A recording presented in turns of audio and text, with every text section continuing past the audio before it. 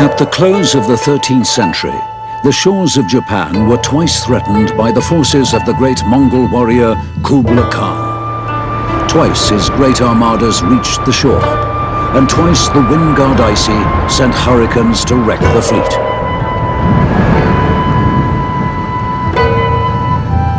Japan was spared, and grateful to the gods for their deliverance, the people called these storm winds Heaven Sent. It is now 1944, and Japanese troops are in retreat. Their war of conquest is drawing to a close, their years of domination at an end. In the clouds above the Philippines, a lone pilot flies a desperate mission. Japan's march of conquest begins in 1931, when part of the Japanese-owned South Manchuria railway line is destroyed by a bomb.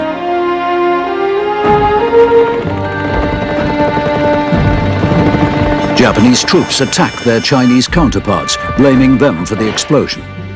There is suspicion that the Japanese planted the bomb themselves to provide an excuse for their aggression. These hostilities mark the first step in a Japanese move to occupy all of Manchuria. Occupation is condemned by the League of Nations. Japan, in reply, declares her intentions to withdraw from the League, and the war in China escalates. In Japan, army insurgents embark on a campaign aimed at securing greater political power for the military. During this time, senior government officials are assassinated. The campaign culminates in 1936 with the formation of a cabinet dominated by military figures. A new order takes control in Japan.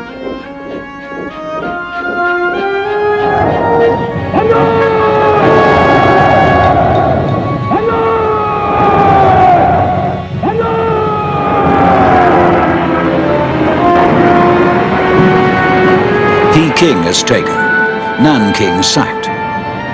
The Imperial Army marches through Indochina. They drive the British from Shanghai and the Dutch from the East Indies.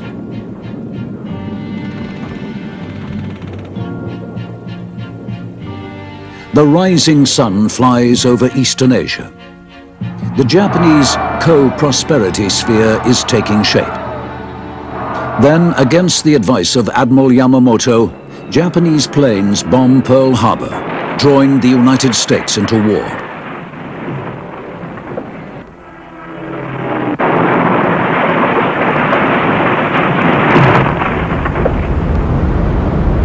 In the months that follow, their troops go on to capture the Philippines, Singapore, and Burma.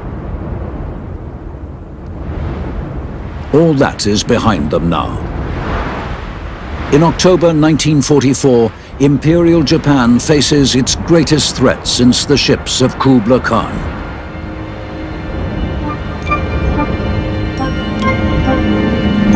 In the waters off the Philippines, a US carrier group spends the day launching strikes against Japanese bases on Luzon and fending off hostile bombers. The ship's radar picks up a lone aircraft incoming. The alarm sounds, and the gun crews take their stations yet again. The plane drops towards the carrier Franklin in a classic dive-bombing maneuver, and at 1,000 feet shows no sign of pulling up.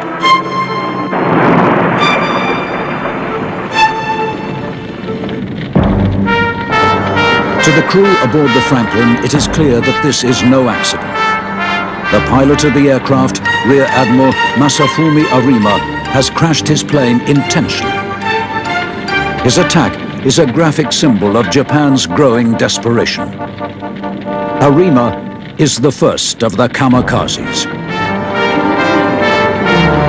Throughout the war in the Pacific, Japanese planes have from time to time crashed into US warships.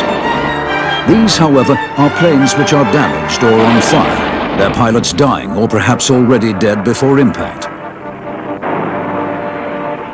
Rima's crash is a premeditated act of self-destruction, a gesture designed to prove a point to his superiors.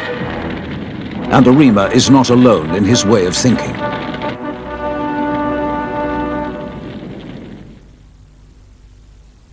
Suicide is not alien to the Japanese. They honor suicide for its purity.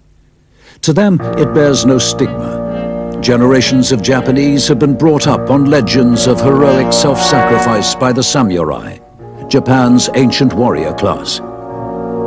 Within the military, it is commonly accepted that every member of the force owes his life to his country and to his emperor.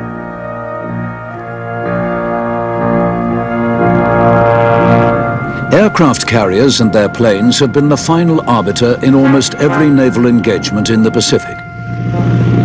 At the Battle of Midway, the Japanese Navy had lost its strength. 4 of its carriers, including Akagi, the flagship which led the attack at Pearl Harbor, were sunk by American aircraft.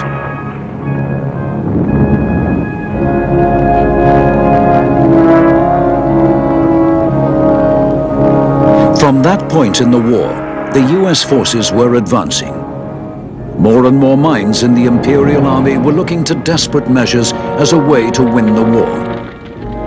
The concept of suicide attack as a weapon is not beyond consideration.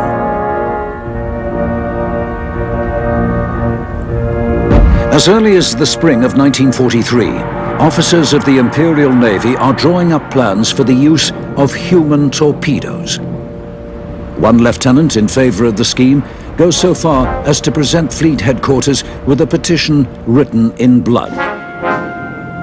About the same time, General Yasuda, a senior figure in the Army Air Force, is also advocating the use of suicide attacks against shipping. Yasuda is later responsible for the inclusion of ramming techniques as a secret component of pilot training. The first real indication of the storm to come is in the spring of 1944 during fighting on the Solomon Islands. Japanese troops find their anti-tank weapons are unable to penetrate the armor of US medium tanks. Control of the surrounding seas rests firmly with the Allied navies, and new anti-tank weapons and other forms of supplies are unavailable. General Yoshiroko calls upon his troops to make the supreme sacrifice, offering themselves as human bullets. Incited to deeds of selfless heroism, soldiers strap satchels of explosives to their bodies and dive under the American tanks. The spectacle proves unnerving, but does little to stem the advance of the Allied forces. After a hail of criticism from Tokyo, Yoshiroko is moved to a different post, but the use of human bullets continues. In the summer of 1944, the Japanese receive a double setback to their already flagging fortunes. On the 15th of June, US Marines land on Saipan, part of the Marianas chain of islands. The Marianas, with a resident Japanese population, have always been considered as part of Japan's inner ring of defense. On the same day, US B-29 bombers stationed in China attacked targets on the Japanese mainland for the first time. Flying far beyond the range of anti-aircraft guns and Japanese fighters, the planes are untouchable. Their presence over sacred soil is a great shock to the High Command, and there is worse to come. Shortly after the Marianas landings, a Japanese fleet of carriers and battleships engage US naval forces in the Philippine Sea off Saipan.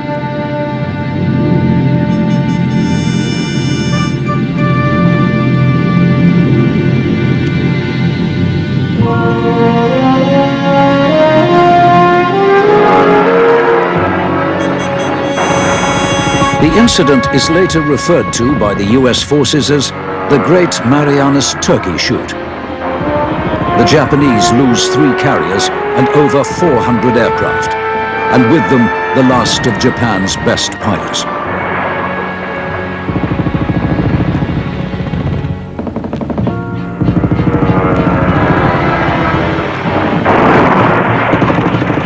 The battle for Saipan is as bloody a conflict as the US have yet encountered.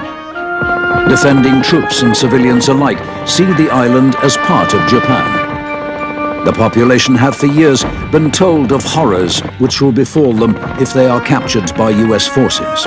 Murder, rape and desecration are the best they can expect from their captors. These fears are reflected in the resistance offered by the islanders. After the losses in the Philippine Sea, another voice is raised in favor of sacrifice. Admiral Onishi, who for months has called for the reinforcement of Saipan, is acutely aware of the shortage of skilled pilots. Despite this, he believes that Japanese aircraft can still be a potent force. For Onishi, there are two sorts of airmen in the world, the winners and the losers. If a pilot facing a ship or plane exhausts all his resources, then he still has one left. The plane as a part of himself, a superb weapon. And what greater glory than to give his life for emperor and country? These words are lost in the corridors of Tokyo, and so Onishi makes a journey to the imperial palace to present an appeal to the emperor in person. He is turned away by the palace guards when the nature of his mission is revealed, and he returns to his duties.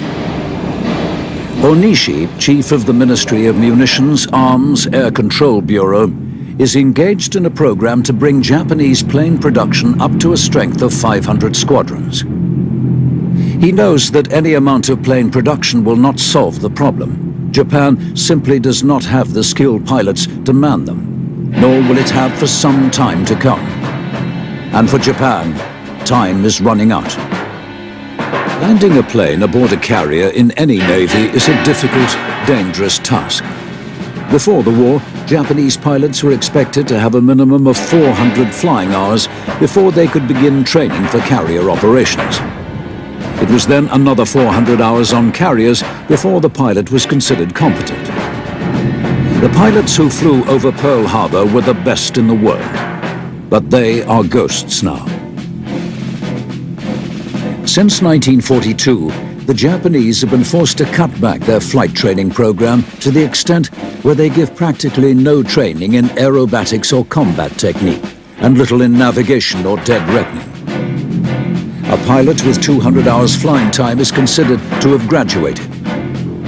Pilots of such reduced training are not only totally unsuitable for carrier use, they're also easy prey for their more experienced adversaries. After the Battle of the Philippine Sea, the problem of carrier pilots has solved itself in an ironic way. Most of Japan's great carrier fleet now rests on the ocean floor, and the Allied advances have pushed Japanese troops back to a line of islands which extend south from the mainland to the Philippines. For Japan, these islands will now become unsinkable carriers. As for those carriers remaining afloat, Onishi argues that as there is little hope of replacing their air crews, these and the rest of Japan's fleet have therefore become redundant. There are those in the Japanese Admiralty who are not convinced. They believe that with intensive training, these new young graduates can quickly adapt to carrier flying. Work begins immediately, and the pilots in this special training become known as black-edged cherry blossoms, a sorrowful term indicating that they will burst and fall before their time. In a matter of weeks, the scheme proves hopeless, the casualty rate amongst the trainees far outweighing the progress made. The future for the carriers looks bleak. The last days of conflict on Saipan are marked by fierce fighting and the return of human bullets. Many islanders commit suicide rather than face the torture and humiliation which Tokyo has promised will follow the American arrival. After the fall of Saipan, the High Command orders that the use of human bullets is to cease.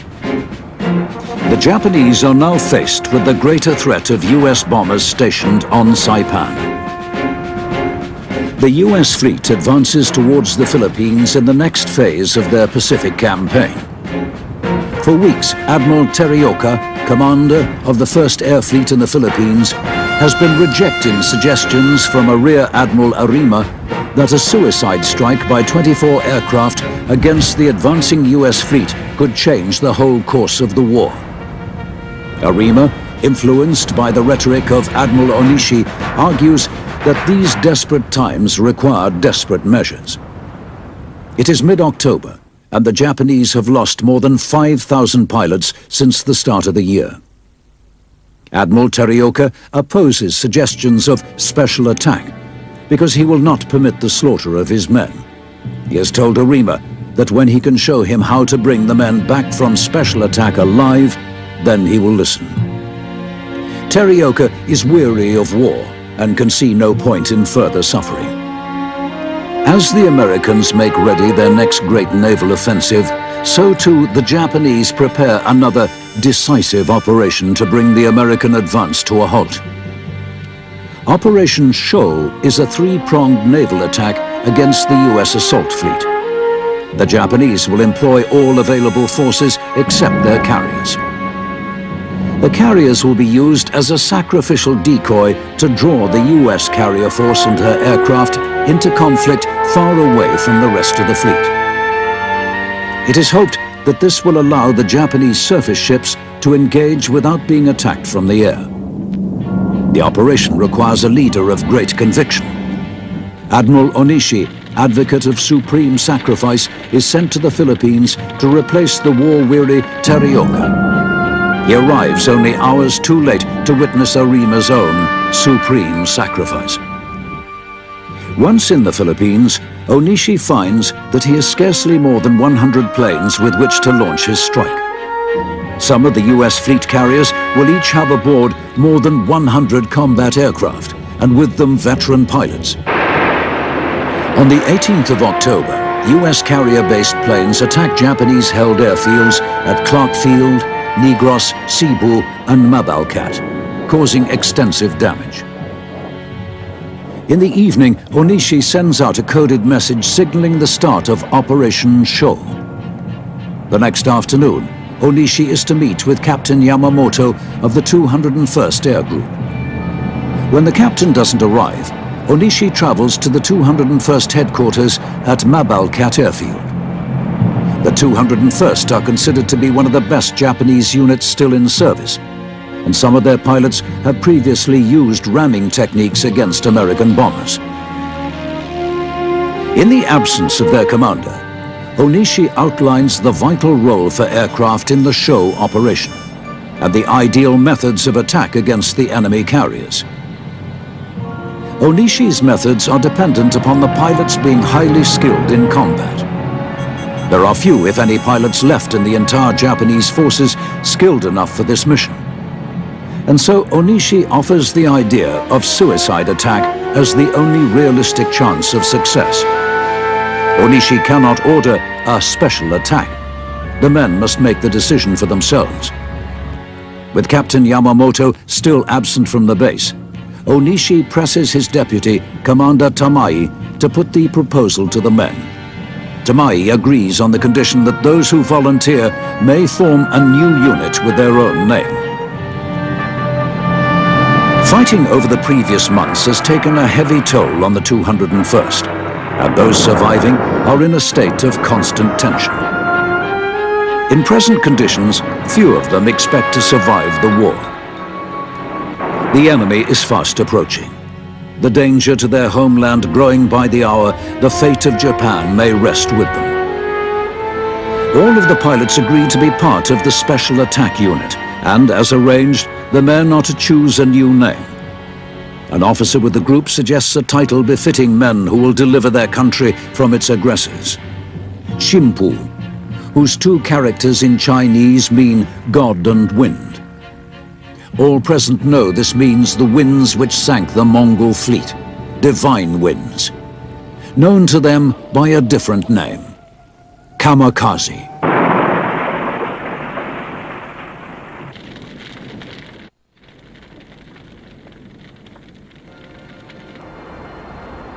On October the 20th, the first US Marines go ashore on the island of Leyte.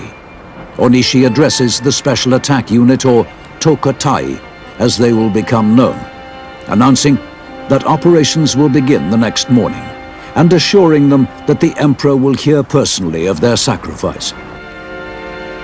That same afternoon, some of the group fly to the airfield at Cebu, hoping to encourage other pilots to join with them. The men of Cebu choose to follow their comrades as Tokotay, while on the beaches of Leyte, the US Marines are as yet little disturbed by enemy aircraft.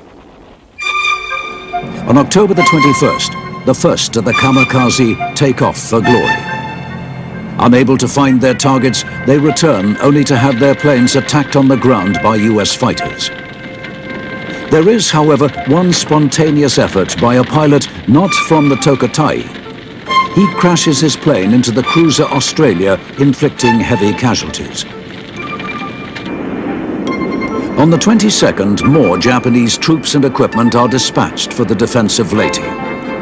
At Imperial High Command, it is deemed that Sho will be the decisive battle to bring about the destruction of the US fleet.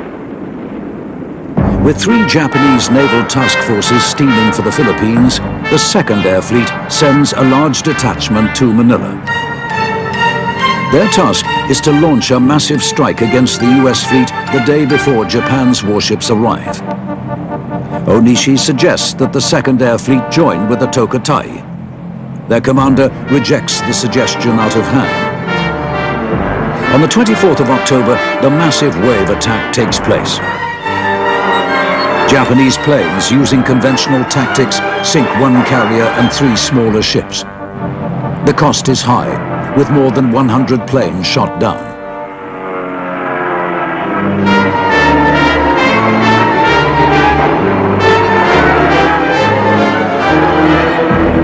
The approaching Japanese battle groups have no better luck.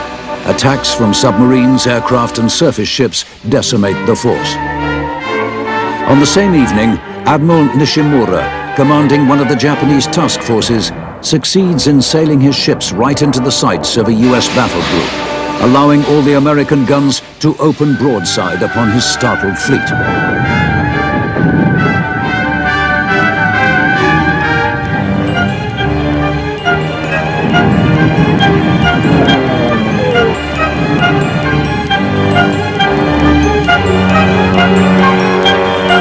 By the end of the evening, the toll on combined Japanese forces is 3 battleships, 6 cruisers and 7 destroyers. And all this before any of them reaches their objective. There is hardly a ship in the Japanese fleet which hasn't sustained some damage. After the failure of Sho, the first hint of success comes on the 25th, when the Kamikazes sink a carrier and damage several others. By comparison, attacks during the day by conventional methods inflict little damage and sustain heavy losses.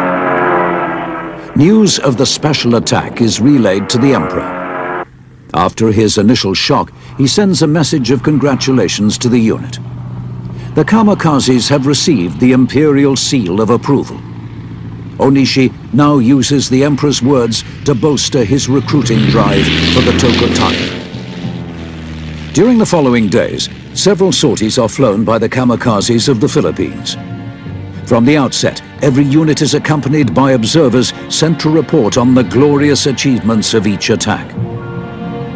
This system tends to cloud the accuracy of the claims, as the observers are reluctant to report that any of their comrades have made their sacrifice in vain. It is likely that the Kamikazes, successful as they are, may only be achieving 10% of the damage claim. As the Leyte invasion rolls on, Admiral Onishi begins to refine the procedures and ceremony for the Kamikazes. From the outset, the Kamikaze unit is shrouded in ceremony and mysticism. The Hakimachi, a white headband which in samurai times indicated that the warrior was preparing to fight to the death, is introduced to the uniform. A pre-flight toast is also given for the pilots. In the early days, this is with sacred water. In later times, the water will be replaced by sake. With the continuing progress of the Allied forces, the future for both the Philippines and Japan is looking bleak. By the end of October, the only ray of light for the High Command are the kamikazes. Traditionally, attacks against shipping were the sole preserve of the Navy air arm. Army pilots have never received training in this very different sort of combat. By early November, the Navy no longer has an air arm to speak of. The Army will now have to share the responsibility for attacks against shipping in defense of the homeland. In light of this, it is announced that a recent group of 1,000 Army flying graduates will immediately become kamikaze pilots. The kamikazes are now starting to take their toll on the morale as well as the ships of the US Navy. The early attacks were treated as fluke or eccentric. Now it is clear that it is something much more organized. Radio Tokyo speaks of a new wonder weapon, and the US fleet continues to be attacked by a most frightening adversary. Aboard the American ships, men who want to live are fighting against an enemy determined to die. On the 5th of November, the first official Army squadron of kamikazes leaves to attack the landing force at Leyte. En route to their target, they encounter US bombers. All of the kamikazes ram the US planes. An imperial edict is issued shortly after naming the falling stars as national heroes. From this point, kamikaze operations take a new direction. Attacks are switched from carriers to US transport ships in a bid to stave off the invasion of Luzon. Heavy bombers are now to be used in kamikaze units, and efforts are also made to increase cooperation between the Imperial Army and Navy in place of their traditional rivalry.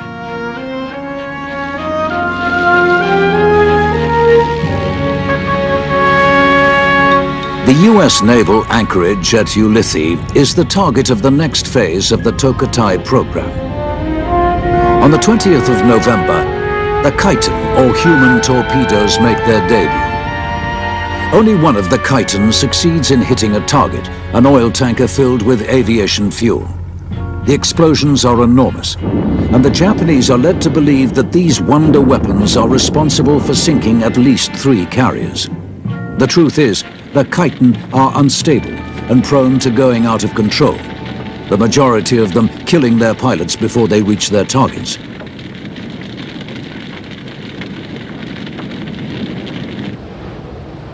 In order to slow down the American progress, another large conventional attack is planned against the US anchorage off Leyte.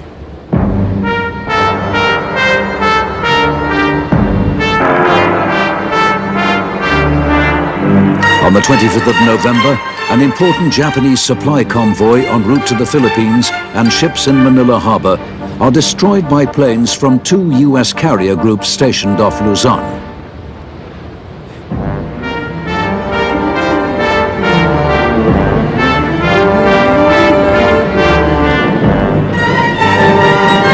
When news of the attack reaches Onishi, operations against the anchorage are suspended, and a large kamikaze strike is ordered against the carriers.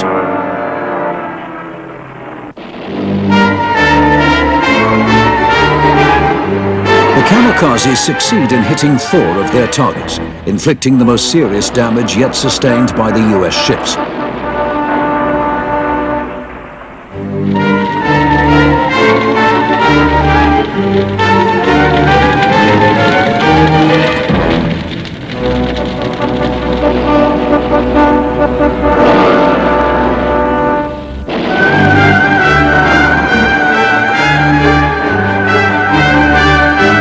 Responsibility for air cover over the landing forces must pass to land-based planes as the carriers are withdrawn for repairs.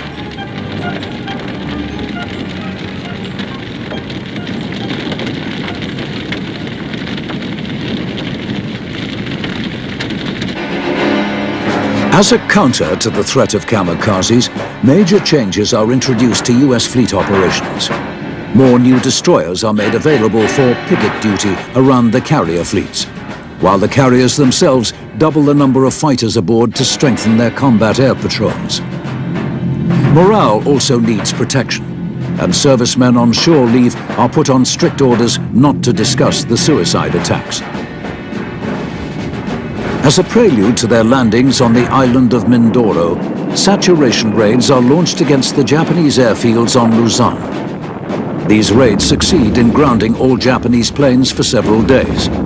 And as their control around the Philippines increases, the US forces are sinking 70% of all Japanese shipping in the area. On the 15th of December, the Wind Guard Icy strikes a blow for Japan. The US fleet is caught in a typhoon. 3 destroyers are lost and many more are damaged, forcing the fleet to withdraw once again. On December the 30th, a massive fleet with 140 warships and their attendant support vessels sail from Ulithi to continue the task of neutralizing Japanese positions within range of Luzon. The kamikaze units of the Philippines have fewer planes than pilots. On the 4th of January, Japanese spotter planes report a fleet of 600 ships bound for Luzon. 2 kamikazes make a sortie, and one of them succeeds in sinking the carrier Omani Bay. But the future for the Japanese on the Philippines is very clear. The kamikaze raids continue with more volunteers than aircraft for each mission. Onishi decides that all those without planes, himself included, will fight on as infantry when the Americans land. His plans are changed when he is ordered to Formosa before the invasion. On January the 9th, Mike 1, the invasion of Luzon begins. Resistance is stiff with a variety of suicide measures being used. On land, human bullets appear once again, while the support ships are faced with attacks from suicide motorboats and the kamikazes. The US Navy crews have been trying different maneuvers to protect their ships, but bringing the maximum gunfire to bear on an incoming plane seems to be the only effective solution.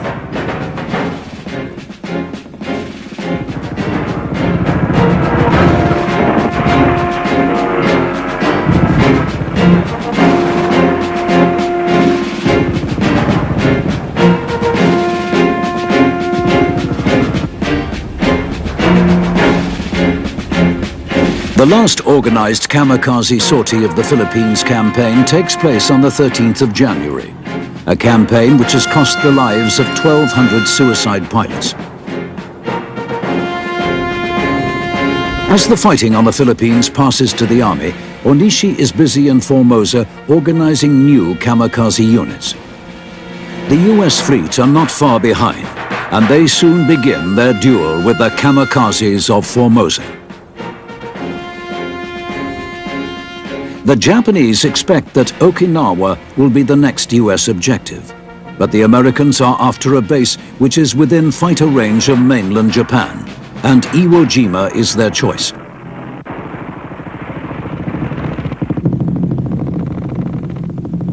At Imperial headquarters, with suicide attackers policy, they are still looking for the elusive destruction of the US fleet, which will force an honorable peace settlement. The urgency of securing a settlement is brought home to the Japanese on March the 9th. US B-29s drop incendiaries on Tokyo. The resulting fire claims nearly 100,000 lives.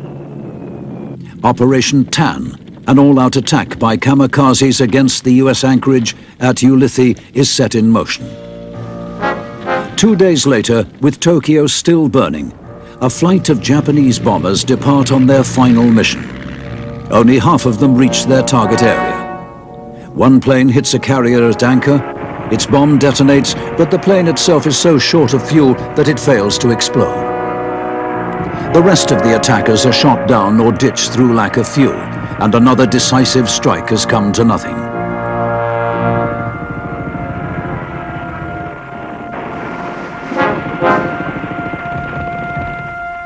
Since January, both the Army and Navy have had plans for the defense of the homeland. Ketsu is the Army plan to hold Japan's pre-war territories in northern China, Manchuria and Korea, where they still have troops stationed. And the Navy plan, Tengo, is for an all-out kamikaze attack against the next American landings. Despite repeated failures to turn the tide of the war, the Imperial High Command maintains its belief that the samurai spirit will carry the Japanese warriors to victory. The rapid progress of the Americans had forced several revisions to the Japanese plans, and with the fall of Iwo Jima in mid-March, the Japanese options are reduced to just two: surrender or Tokotei. From this point, all air offensives will be carried out by kamikaze units, and Tokotei will be the main instrument of defense. The need to combat continuing bombing raids over the Japanese mainland forces a huge changeover to the use of suicide squadrons. At the same time, the accelerated pilot training program reaches breaking point. Lack of time, fuel and planes means that the new pilots are barely capable of flying at all. On the 17th of March, the US ships are located 100 miles south of the Japanese mainland. Admiral Yugaki of the new 5th Air Fleet orders his planes, a mixture of kamikazes and bombers, into the air. The High Command, anxious to preserve aircraft for defense against B-29s, countermand his order. But the planes are gone. One conventional bomber succeeds in hitting a carrier, but all of the kamikazes are shot down without result. In all, 52 planes are lost.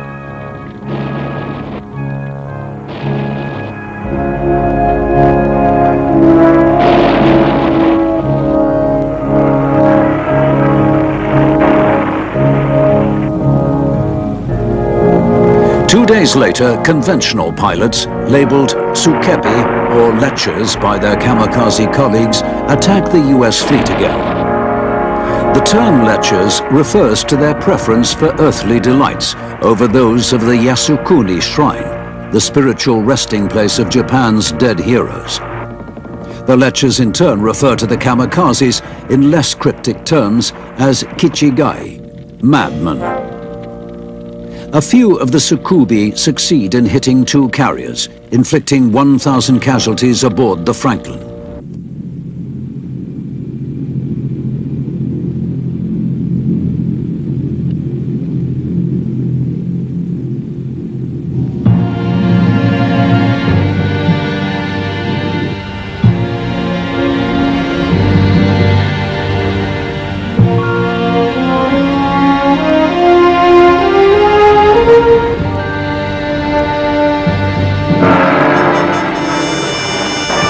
The rest of them, including the kamikazes, have little effect, falling victim once again to the US gunners. In his diary, Admiral Yugaki blames these results on the failure by the leaders to prepare the troops, noting that thorough training is the secret of success, as it has been in the days of the great clan wars between the samurai. On March the 21st, ship's radar locates a group of aircraft approaching the US fleet. The combat air patrols are sent to investigate and find Japanese bombers carrying manned flying bombs. These Okas are the latest addition to the Tokotei program. All of the bombers are shot down.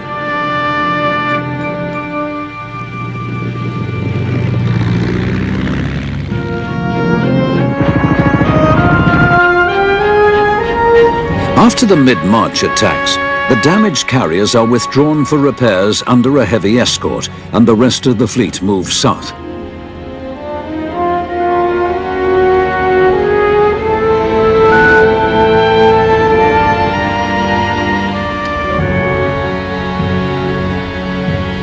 The absence of 5 carriers from the fleet leads the Japanese to believe that they have been sunk in the recent attacks, and the US fleet is now in retreat. A great psychological victory has been achieved. Tengo, a massive suicide attack by the last of the Navy and the Air Force, will now be launched against the Americans when they invade Okinawa.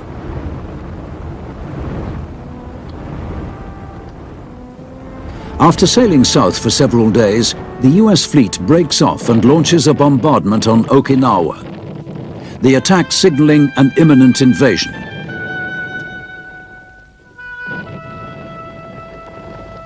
Tengo is ready to take effect.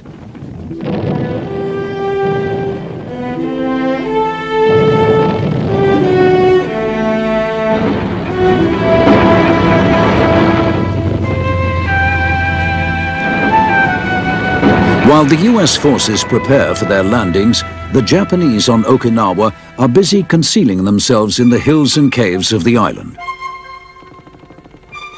A few days before the Okinawa landings, American troops land on the islands of Karama-Retto to secure them as a fueling area for the next invasion.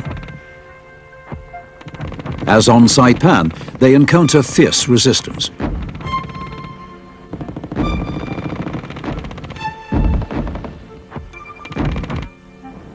On the 1st of April 1945, the US invasion force reaches the shores of Okinawa.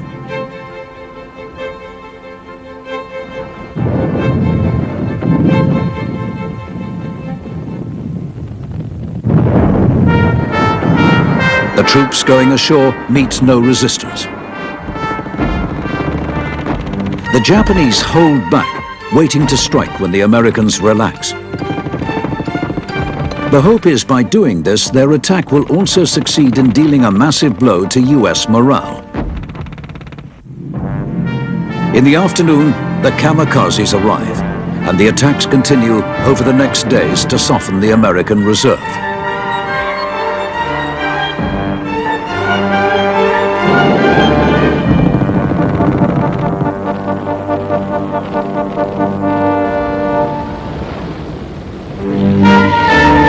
On the 6th of April, the Japanese launch Ten Ishi-Go, Holy War Part 1.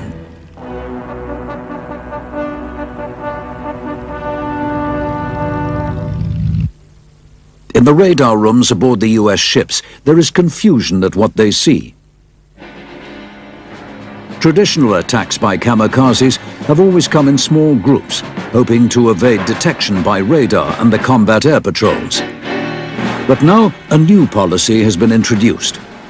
Huge waves of aircraft with heavy escorts to draw off the fighters move in to attack the US ships.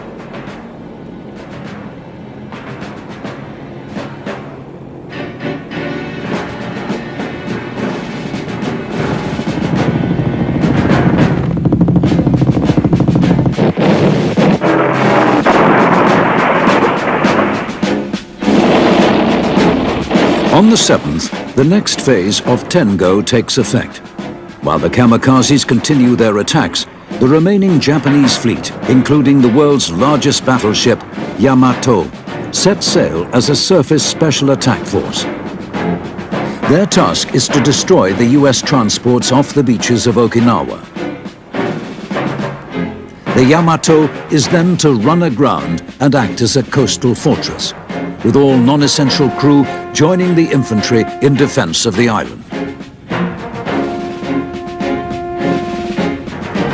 The Japanese ships carry aboard 6,000 men, none of them volunteers, and only enough fuel for a one-way voyage. Spotter planes find the special attack ships without any air cover, long before they reach Okinawa. 3 strikes are launched from the US carriers.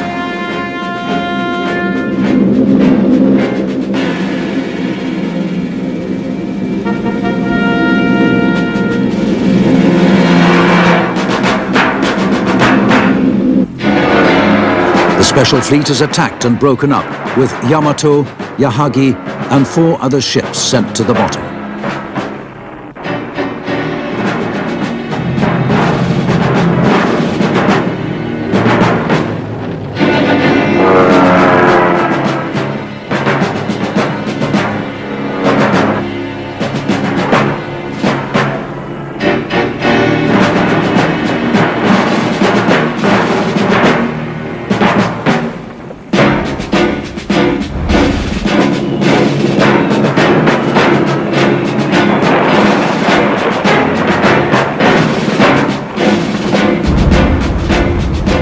With matters in Japan growing worse by the day, a new army headquarters is built in the mountain caves of northern Honshu. The Japanese army considers that every citizen is now a Toko Gunjin, special attack soldier. School children are indoctrinated and drilled for battle.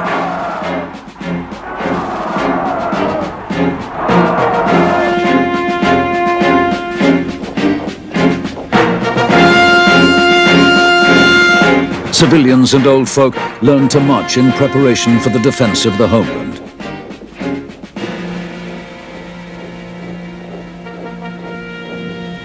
The Japanese government, with its third prime minister since the start of the war, is in turmoil. The new prime minister has seen enough suffering and is in favor of peace. But there are those in the cabinet, including the war minister, and many in the army who are prepared to fight to the finish.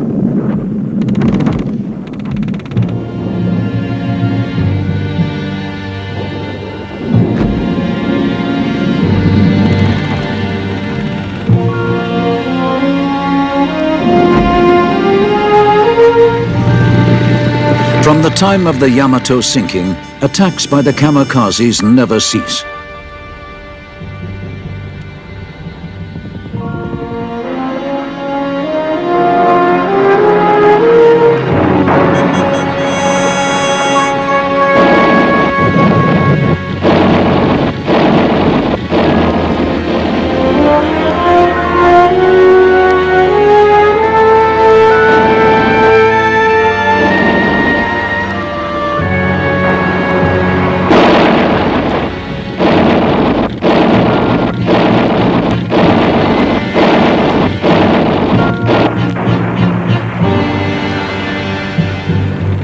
Fighting at Okinawa continues in brutal fashion by day and night.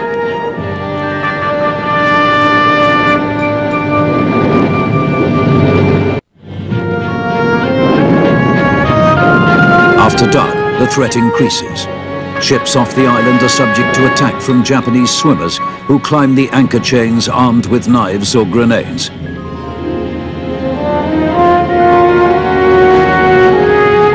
Around them, the kamikazes go to their death with or without hitting their targets.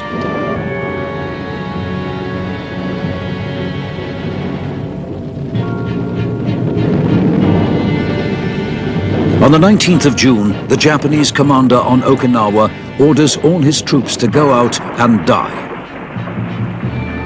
Inspired by their colleagues' sacrifice, many of them comply with acts of suicide or banzai charges.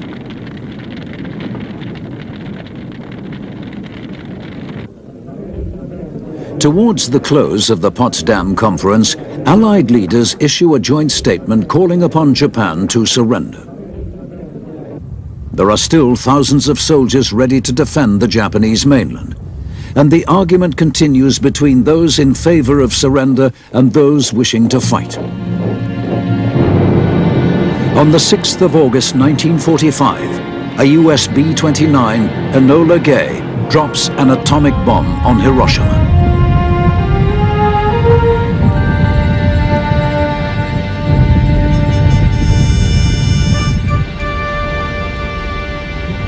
The explosion and fire claims 80,000 lives. For those in favor of peace, there is no greater argument for surrender. And for those in favor of war, it firms their resolve to fight on.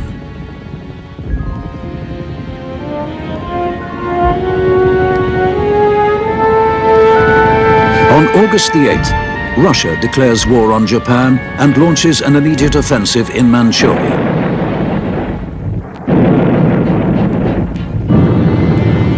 The Japanese are overwhelmed by the speed and numbers of the advancing Russian forces. On the 9th, the Supreme War Council are in audience with the Emperor discussing the Russian attack and the Potsdam Declaration when a second bomb is dropped on Nagasaki.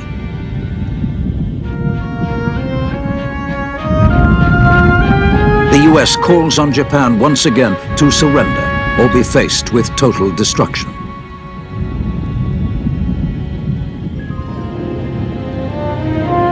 The threat of destruction is backed up by the permanent presence of ships and aircraft off the Japanese coast.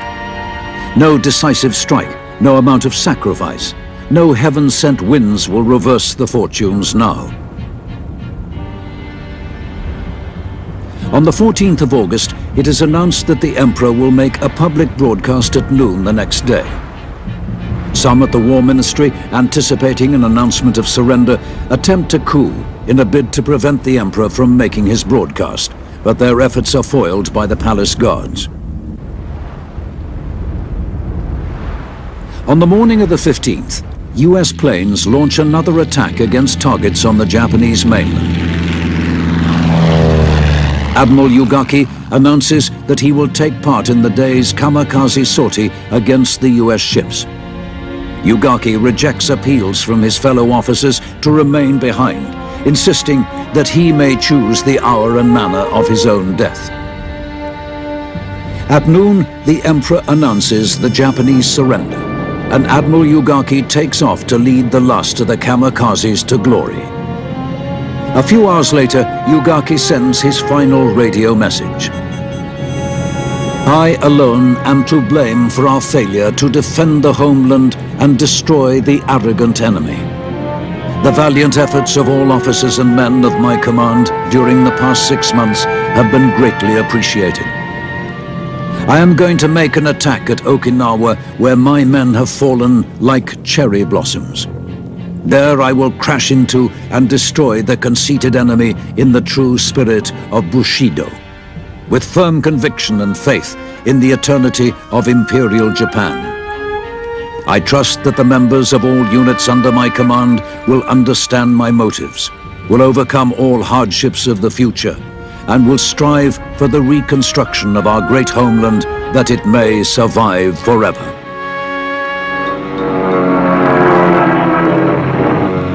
His message ends, Tenno Haika, Banzai.